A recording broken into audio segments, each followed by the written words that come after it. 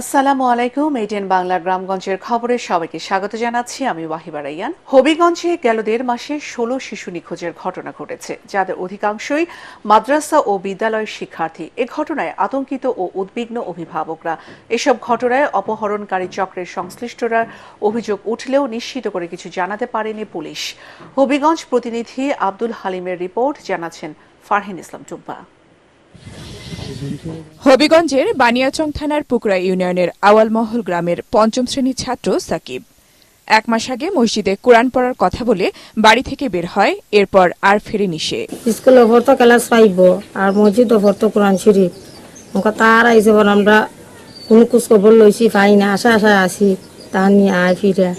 সেদিন রাত্রে আব্বা একটা তাপ করতেছিল, এখন রাগ কইরা সকালে মক্তব্য যাইতেছিল, মক্তব্য যাবার কথা কইয়া এরপর থেকে তারে আর কোনো খোঁজ খবর পাইছি না। সাকিবের মতো জেলার আলামিন, আহমেদ তামিম, তানজিম মোহাম্মদ আলী, তামিম জিহাদ মিয়া, সোহান মিয়া, মোহাম্মদ নাহিদ ইসলাম, শরীফা নিজামুদ্দিন সহ ১৬ শিশু নিখোঁজ হয়েছে গত ১.৫ মাসে। বেশিরভাগ ক্ষেত্রে অভিভাবকরা পুলিশকে না জানিয়ে সামাজিক যোগাযোগ মাধ্যমের আশ্রয় নিচ্ছেন। হতে পারে শিক্ষার্থীদের মানসিক অবসাদ বা মানসিক চাপের কারণে এরকম হতে পারে। মাদ্রাসার যে শিক্ষা ব্যবস্থা বা কাঠামো আমরা জানি, পড়াশোনার কাঠামো, সেই ক্ষেত্রে বাচ্চারা অনেকটাই চাপে থাকে, এটা একটা কারণ হতে পারে। আর তাদের মানসিক স্বাস্থ্য সুরক্ষার ব্যাপারে কর্তৃপক্ষের তেমন কোনো সুনজর থাকে না। যখন মাথায় সামার চাপ আসতো তখন আমি আর পড়া দিতাম না, তারপর এই চাপে আমি চলে গেছিলাম। আমরা দুজন ঢাকায় গেছি। সম্প্রতি ২ শিক্ষার্থী নিখোঁজ হয় এই মাদ্রাসা থেকে। ছুটির আগ পর্যন্ত তাদেরকে আমি দেখে রাখছি, তারপর ঘুমের ছুটি দিয়েছি। ১০ মিনিট পর্যন্ত আমি হাঁটাহাঁটি করলাম, দেখলাম সবাই ঘুমিয়েছে। তারপর আমি রুমে গিয়ে শুইলাম। রাতে ৩:৩০টার সময় এটা দেখি তাদেরকে পাওয়া যাইতেছে না। শিক্ষার্থী ও শিক্ষকরা বলছেন, পড়ালেখার চাপ ও কঠোর বিধিনিষেধের কারণে মানসিক চাপে পড়ে পালিয়ে যায় অনেক শিক্ষার্থী। এসব ঘটনায় অপহরণকারী চক্রের সংশ্লিষ্টতার অভিযোগ উঠলেও তা নিশ্চিত করে কিছু জানাতে পারেনি পুলিশ। সুনির্দিষ্ট অভিযোগ পেলে প্রয়োজনীয় ব্যবস্থা নেওয়া হবে বলে জানান তারা। Bureau report, ATN Bangla. ছাত্র জনতার গণ অভ্যুত্থানে রংপুর বিভাগের শহীদ ৪৪ জনের পরিবারকে মোট ২,২০,০০,০০০ টাকা অর্থ সহায়তা দেওয়া হয়েছে। রংপুর শিল্পকলা একাডেমি মিলনায়তনে আয়োজিত অনুষ্ঠানে শহীদ পরিবারের সদস্যদের হাতে সহায়তার চেক তুলে দেন অন্তর্বর্তীকালীন সরকারের সমাজ কল্যাণ উপদেষ্টা শারমিন মুর্শিদ ও মৎস্য ও প্রাণী সম্পদ উপদেষ্টা ফরিদা আক্তার। অনুষ্ঠানে অন্যান্যের মধ্যে উপস্থিত ছিলেন জুলাই শহীদ স্মৃতি ফাউন্ডেশনের সাধারণ সম্পাদক সার্জিস আলম ও ফাউন্ডেশনের প্রধান নির্বাহী কর্মকর্তা মীর মাহবুবুর রহমান স্নিগ্ধ।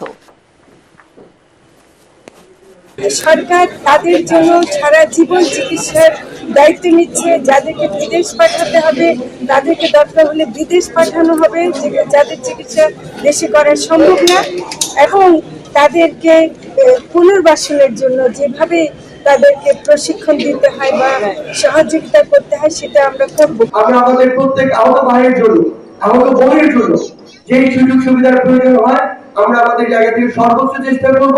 আমাদের হাতটি শক্ত করে ধরে রাখবেন। আমরা জীবন দিয়ে হলেও আপনাদের এই আস্থার প্রতিদান দিব। আমরা কথা দিচ্ছি, আমরা আপনাদেরকে কখনো আশাহত করব না। দেশের বন্ধ থাকা চিনি কলগুলো পর্যায়ক্রমে চালু করার উদ্যোগ নেওয়া হয়েছে বলে জানিয়েছেন শিল্প উপদেষ্টা আদিলুর রহমান খান। দুপুরে দিনাজপুরের শেতাবগঞ্জ চিনিকল পরিদর্শন শেষে সাংবাদিকদের প্রশ্নের জবাবে তিনি একথা জানান। পরে চিনিকলের কর্মকর্তা, আখ চাষি ও স্থানীয়দের সাথে মতবিনিময় করেন তিনি। বাংলাদেশ চিনি ও খাদ্য শিল্প কর্পোরেশনের চেয়ারম্যান ডক্টর লিপিকা ভদ্র সহ বৈষম্য বিরোধী ছাত্র আন্দোলনের নেতারা এ সময় উপস্থিত ছিলেন। লোকসানের অজুহাতে ২০২০ সালে বন্ধ হয়ে যায় শেতাবগঞ্জ চিনিকল। এরপর থেকে বিভিন্ন উদ্যোগ নেওয়া হলেও এখনো চালু হয়নি বৃহত্তম এই চিনিকলটি। আমরা চেষ্টা করছি, কারণ এর মধ্যে কৃষকদের প্রণোদনা দেওয়ার ব্যাপার আছে। আমরা এর আগে ১২০ কোটি টাকা বরাদ্দ করেছিলাম, এখন আরও ১০০ কোটি টাকা বরাদ্দ হচ্ছে। আমরা চেষ্টা করছি যেন বন্ধ চিনিকলগুলো একটার পর একটা আস্তে আস্তে চালু হয়। এর মধ্যে টাস্ক ফোর্স করা হয়েছে, আপনারা জানেন, যার মধ্যে আখ চাষিদের প্রতিনিধিরাও আছেন, যারা আখ চাষ নিয়ে কাজ করেন তারাও আছেন। আমরা চেষ্টা করছি কাজগুলি একটার পর একটা করতে। জনগণের শাসন জনগণের কাছেই ফিরিয়ে দেওয়ার বিষয়টি নিশ্চিত করার কথা বলেছেন বিএনপির যুগ্ম মহাসচিব রুহুল কবির রিজভী। দুপুরে বরিশালে বাকেরগঞ্জে ২৪-এর গণ আন্দোলনে শহীদ পরিবারের সদস্যদের সাথে সাক্ষাৎ শেষে তিনি একথা বলেন। অন্তর্বর্তীকালীন সরকারের প্রতিশ্রুতি অনুযায়ী নির্দিষ্ট সময়ের মধ্যে নির্বাচনের ব্যবস্থা না করা হলে মানুষের মধ্যে প্রশ্ন দেখা দিবে বলেও মন্তব্য করেন রিজভী। পরে উপজেলার দুধল ইউনিয়নের জাহাঙ্গীর হোসেন মোল্লা ডিগ্রি কলেজ মাঠে আয়োজিত সমাবেশে আমরা বিএনপি পরিবার এর আহ্বায়ক আতিকুর রহমান রুম্মন সহ জেলা বিএনপির আহ্বায়ক আবুল হোসেন খান ও মহানগর বিএনপির আহ্বায়ক মনিরুজ্জামান খান ফারুক বক্তব্য রাখেন। এর আগে শহীদদের কবর জিয়ারত ও ৩১ পরিবারকে আর্থিক সহায়তা দেওয়া হয়। অন্তর্বর্তীকালীন সরকার যে প্রতিশ্রুতি দিয়েছেন তারা একটি নির্দিষ্ট সময়ের মধ্যে যত তাড়াতাড়ি সম্ভব একটি অবাধ, সুষ্ঠু, নিরপেক্ষ নির্বাচন, ইনক্লুসিভ নির্বাচনের ব্যবস্থা করবেন, যাতে আজকে ১৭ বছর এদেশের মানুষ, এদেশের ভোটাররা ভোট দিতে পারেনি, সেই অবাধ নিরপেক্ষ নির্বাচনের মাধ্যমে প্রত্যেকটা ভোটার যাতে ভোট কেন্দ্রে যেতে পারে সেই পরিবেশ মানুষ চায়, সেই পরিবেশ নিশ্চিত করবে অন্তর্বর্তীকালীন সরকার। শেখ হাসিনা দেশটাকে পরিবারতন্ত্রে পরিণত করে গোটা রাষ্ট্রযন্ত্রকে দখল নিয়ে ২ লাখ কোটি টাকা বিদেশে পাচার করেছে বলে অভিযোগ করেছেন জামাত ইসলামের সেক্রেটারি জেনারেল অধ্যাপক মিয়া গোলাম পরওয়ার। খুলনার ডুমুরিয়া ডিগ্রি কলেজ মাঠে জামাত ইসলামের কর্মী সম্মেলনে তিনি এই অভিযোগ করেন। সম্মেলনে দলের খুলনা অঞ্চলের সহকারী পরিচালক মাওলানা আবুল কালাম আজাদ, বাংলাদেশ শ্রমিক কল্যাণ ফেডারেশনের খুলনা অঞ্চল পরিচালক মাস্টার শফিকুল আলম ও ডুমুরিয়া উপজেলা দক্ষিণের আমির মাওলানা মুক্তার হুসাইন বক্তব্য রাখেন।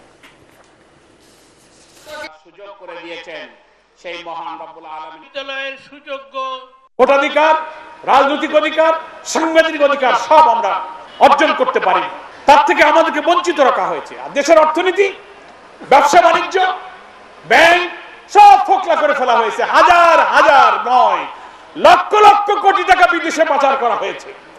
প্রধানমন্ত্রী, তার ছেলে মেয়ে আর তার ভাইয়েরা মিলে ওই গোষ্ঠীর, ওই বংশের আত্মীয়র লেজ লম্বা করে যতদিন যায় তারা মিলে সিন্ডিকেট করে একটা পরিবারতন্ত্র এখানে কায়েম করা হয়েছিল। আপনারা পালানোর মধ্য দিয়ে প্রমাণ করেছেন যে আপনারা এদেশে অর্থ লুটপাট করেছেন, আপনারা খুন করেছেন, আপনারা হত্যা করেছেন। নারী পুরুষের বৈষম্য দূর করতে জেন্ডার সমতা ও দৃষ্টিভঙ্গির পরিবর্তন প্রয়োজন বলে মন্তব্য করেছেন মহিলা পরিষদের কেন্দ্রীয় কমিটির সভাপতি ডাক্তার ফৌজিয়া মুসলিম। গতকাল দুপুরে নারায়ণগঞ্জ আলী আহমেদ চুনকা মিলনায়তনের জেলা মহিলা পরিষদের দ্বিবার্ষিক সম্মেলনে তিনি এ মন্তব্য করেন। বীর মুক্তিযোদ্ধা লক্ষ্মী চক্রবর্তীর সভাপতিত্বে সম্মেলনে অন্যান্যের মধ্যে বক্তব্য রাখেন সংগঠনের কেন্দ্রীয় কমিটির সহ সভাপতি আঞ্জুমান আরা আকসির ও সাধারণ সম্পাদক সীমা আহমেদ। সম্মেলনে রিনা আহমেদকে সভাপতি ও রহিমা খাতুনকে সাধারণ সম্পাদক করে ৩৫ সদস্যের নারায়ণগঞ্জ জেলা কমিটি গঠন করা হয়। নোয়াখালীতে চিকিৎসা সেবা কার্যক্রম শুরু করল ইবনে সিনা হাসপাতাল ও ডায়াগনস্টিক সেন্টার। এ উপলক্ষে দেশ বরেণ্য চিকিৎসক ও সুধীজনদের মতবিনিময় সভা অনুষ্ঠিত হয়েছে। সকালে জেলা শহর মাইজদি দত্তবাড়ির মোড়ে নোয়া কনভেনশন সেন্টারে উদ্বোধনী অনুষ্ঠানে প্রধান অতিথি ছিলেন ইবনে সিনা ট্রাস্টের চেয়ারম্যান অধ্যাপক আবু নাসের আব্দুল জাহের। অন্যান্যের মধ্যে বক্তব্য রাখেন ইবনে সিনা ফার্মাসিউটিক্যালসের চেয়ারম্যান কাজী হারুনা রশিদ, ইবনে সিনা ট্রাস্টের এক্সিকিউটিভ ডিরেক্টর, হাসপাতাল সার্ভিসেস অবসরপ্রাপ্ত ব্রিগেডিয়ার জেনারেল ডাক্তার ওয়ালিউর রহমান চৌধুরী, এক্সিকিউটিভ ডিরেক্টর ফয়েজ উল্লাহ, জেলা জামাতের আমির ইসহাক খন্দকার ও স্বাস্থ্য উপদেষ্টার বিশেষ সহকারী তুহিন ফারাবি। অনুষ্ঠানে হিল্লোল শিল্পী গোষ্ঠীর শিল্পীরা ইসলামী সঙ্গীত পরিবেশন করেন। প্রায় 18 বছর ধরে দখল আর দূষণে অস্তিত্ব হারাতে বসা নাটোরের সিংড়ার হাট সিংড়া খাল উদ্ধার শুরু করেছে প্রশাসন। উপজেলা নির্বাহী কর্মকর্তা মাজহারুল ইসলামের নেতৃত্বে পৌর কর্তৃপক্ষ ও চলনবিল জীববৈচিত্র্য সংরক্ষণ কমিটি সকাল থেকে খালের আবর্জনা অপসারণ ও দখল মুক্তের কাজ শুরু করে। চলনবিলের পূর্বাংশ থেকে আত্রাই নদী পর্যন্ত 1 কিলোমিটার পানি নিষ্কাশন খালটি প্রায় 18 বছর আগে দখল শুরু করে আশপাশের বাসিন্দারা। এতে বন্ধ হয়ে যায় শহরাঞ্চলে পানি নিষ্কাশনের পথ।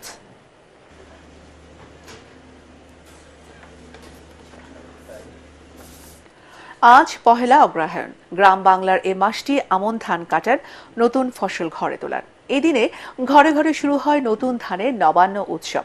সর্বজনীন এই উৎসবের রেশ গ্রাম থেকে শহরের জীবনে দেখা দেয় ভিন্ন আবহে।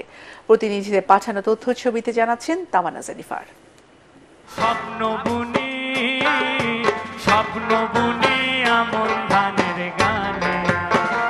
আমন ধান কাটার এই মাহেন্দ্র ক্ষণে একদণ্ড অবসর নেই কৃষাণ কৃষাণীর।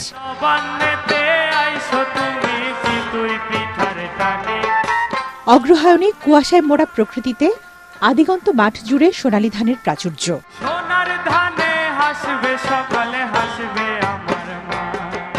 গ্রাম বাংলার উঠোন জুড়ে নতুন ধানের মৌ মৌ গন্ধ ভেসে বেড়ায় হেমন্তের বাতাসে। প্রাচীন বাংলায় নতুন বছর গণনা শুরু হতো অগ্রহায়ণ মাস থেকে। সেই সময়ে ধান বিক্রির টাকায় জমিদারের খাজনা পরিশোধ করে নায়র আনা হতো মেয়েকে। হেমন্তের ভোরে গাছিদের খেজুরের রস সংগ্রহ, নতুন ধানের পিঠা তৈরিতে ঢেঁকি ঘরের ব্যস্ততা আর বাহারি পিঠার স্বাদ নিতে অধীর অপেক্ষা গ্রামবাসীর।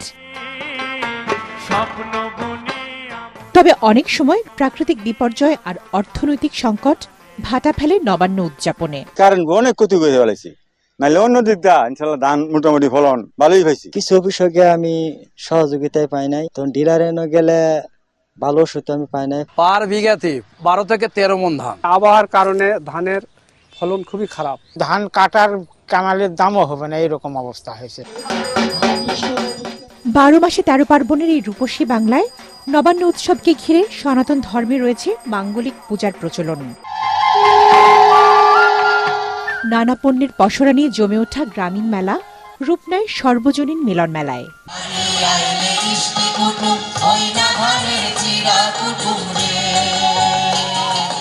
যান্ত্রিক জীবনে তরুণ প্রজন্মের মাঝে শেকড়ের আনন্দ ছড়িয়ে দিতে মুখরিত হয়ে ওঠে চারুকলার বকুলতলা। এসো মিলি সবে নবান্নের উৎসবে প্রতিপাদ্যে নবান্ন উৎসব উদযাপন পরিষদের এই আয়োজন। তামান্না জেনিফার, এটিএন বাংলা।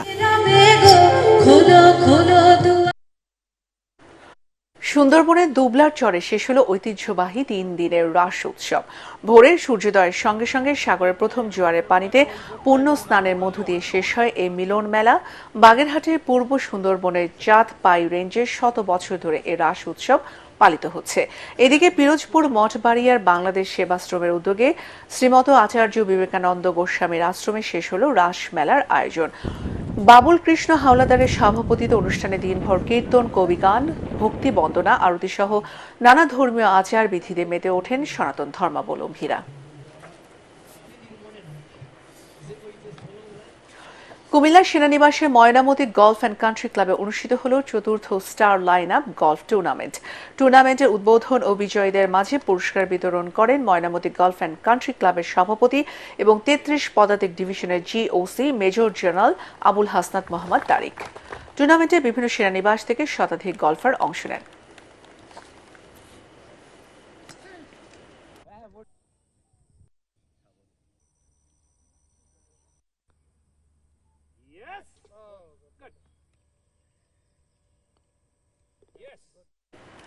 সবুজ দলকে 3-0 গোলে হারিয়ে বিকেএসপি কাপ নারী ফুটবল টুর্নামেন্টে চ্যাম্পিয়ন হয়েছে লাল দল।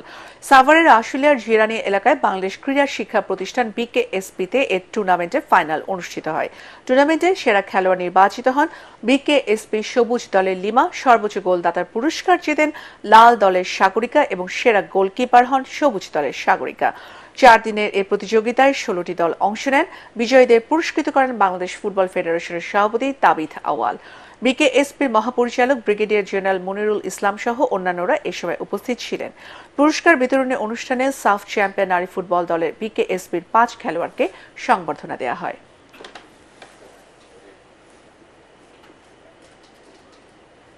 পরবর্তী সংবাদ দেখার আমন্ত্রণ জানিয়ে এখনকার মতো শেষ করছি। এটিএন বাংলার সংবাদ ইউটিউবে দেখতে ব্রাউজ করুন youtube/এটিএন বাংলা নিউজ। ধন্যবাদ।